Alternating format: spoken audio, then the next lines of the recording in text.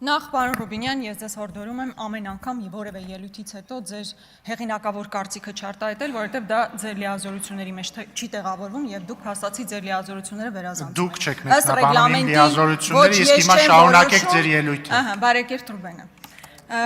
Ամեն դեպքում պարոն Սարգսյան, այստեղ եք։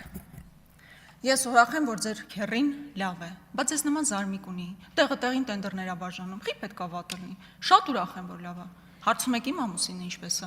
Շատ լավ է իմ ամուսինը։ Միայն ուզում եմ հասկանալ, իմ հնչեցրած մեղադրանք քննադատությանը դուք ինչով եք ինձ պատասխանում։ Ես ասում եմ, դուք համայնքի ղեկավար եք եղել եւ ձեր ղեկավարման ժամանակահատվածում ձեր քեռին տենդերներ ա ստացել։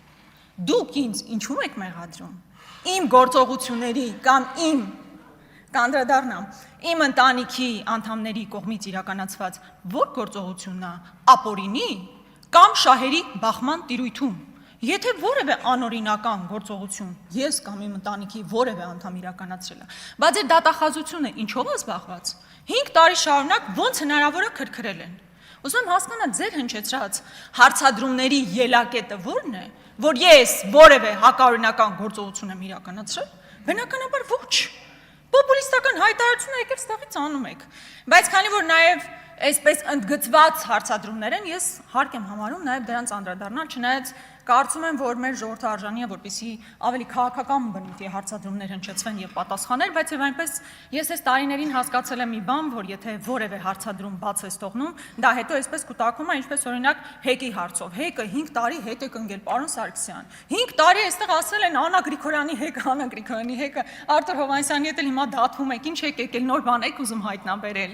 Նոր բան եք ուզում հայտնաբերել։ Ընդ որում ոչ թե ձեր կառավարությունը թույլ չի տվել, որ մենք հեկ կառուցենք, այլ ես ուղղակի 50% իմ մասնաբաժինը վաճառել գնացել եմ։ Հիմա չգիտեմ այդ հեկը կառուցված է, կառուցված չի, process-ի մեջ է, process-ի մեջ չի։ Եկել ինչ եք ասում։ Կամ ասում է Աննա Գրիգորյանի ամուսնու ընտանիքը պատմամշակութային արգելոց թանգարանից տարածք է վերցրել, այնտեղ սքո սրահ է բացել։ Պարոն Սարգսյան, դուք այդ տարածքը տեսել եք ուրա Հարամանյան Նարեկը։ Ինքը հո կապանից է։ Գոմ է եղել այդ տարածքը։ Չնայած պատմամշակութային արգելոց թանգարանն է պատկանել։ Քաղաքի ծայրամասում գոմ հիշեցնող տարածք է եղել։ Իմ ամուսնու ընտանիքը պայմանագիր է կնքել 4 տարով, ներդրում է իրականացրել, խոշոր ներդրում է իրականացրել։ Դարձել է սքո սրահ առաջինը կապանում։ Կապանցին չի ունեցել։ Հիմա ուզում եմ ասեմ, տեղ ինչու եք մեղադրում, որ մենք գոմ հիշեցնող տարածքում ներդրում ենք իրականացրել, պայմանագիրը սպառվել է, հետո դիմել ենք ընդ որում չեն էլ ավելացրել պայմանագիրը։ Այդտեղ հակաօրինական ինչ կա, ես ուզում եմ հասկանալ, էլի։ Ի վերջո հարցադրումներ հնչեցնում եք, պետքա որևէ տրամաբանություն ունենա, թե չէ։ Range Rover-ի հետ կապված, Աստվածին։ Այդ մեքենան երևի իմ ամուսինը ունեցել է, երբ ես իրեն դեռ չեմ էլ հանդիպել, հավանաբար 20 տարի առաջ։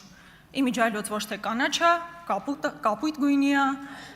այդ այո, հիմա հանգիստ քշում եմ, երբեմն իմ ամուսինը այդ մեքենան որևէ խնդիր չկա, եկել ինչից եք խոսում։ Պարոն Սարգսյան, բարեկամաբար ձեզ հորդորում եմ, ավելի կարծում եմ ձեզ համար ավելի նախընտրելի կլինի խոսել կոկորդիլոսների մասին, այդտեղ դուք հաստատ ավելի բովանդակային եք եւ ավելի հետաքրքիր։ Շատ լավ։ Հիմա, պարոն Կոնջորյան, ամեն դեպքում օրվա հերոսը դուք եք, ձեր մասին պետք է խոսել։ Տեսեք, մեր հարցադրումները ձեր կնոջ հետ կապված, ձեր կնոջ պաշտոնի հետ կապված, որտեղ ձեր կնոջ հետ կապված մենք որևէ խնդիր չենք կարող ունենալ։ Այն տրամաբանության մեջ է, թե արդյոք քաղաքական կոռուպցիա կամ քաղաքական հովանավորչություն այդտեղ չկա։ Եվ բոլոր հիմքերը ունենք կարծելու, որ կա քաղաքական հովանավորչություն։ Ես չեմ բացառում, որ ձեր կինը նույնիսկ լավ մասնագետ է, նույնիսկ շատ լավ մասնագետ է, բայց արդյոք եթե ինքը չհանդիսանար Հայկ Կոնջորյանի կինը, կնշանակվեր այդ պաշտոնին, թե ոչ։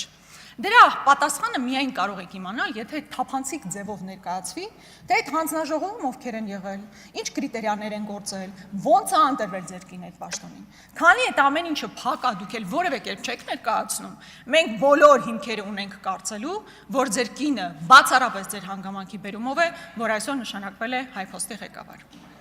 Երկրորդ հանգամանքը աշխատավարձի հետ կապված։ Այն պարագայում, երբ հազարավոր աշխատակիցներ նույն այդ պետական հիմնարկում ստանում են 80,000, 100,000 դրամ աշխատավարձ, իսկ ձեր կինը ստանում է մոտ $10,000 աշխատավարձ։ Դա չի կարող հարցեր չառաջացնել։ Բնականաբար այդ հարցերը առաջանալու են։ Եվ նաև այն բանի բերումով, որ ի վերջո պետք է արդյունավետության տեսանկյունից նայել։ Եթե օրինակ 23 թվականի նույն հեծը 100 միլիոն դրամ շահույթ է ունեցել, 25 թվականին արդեն 523 միլիոն դրամ վնաս է տվել։ Հիմա ինչքան վնասը ավելացել է Հայփոստի, այնքան աշխատավարձային ֆոնդն է ավելացել եւ ձեր կնոջ աշխատավարձը։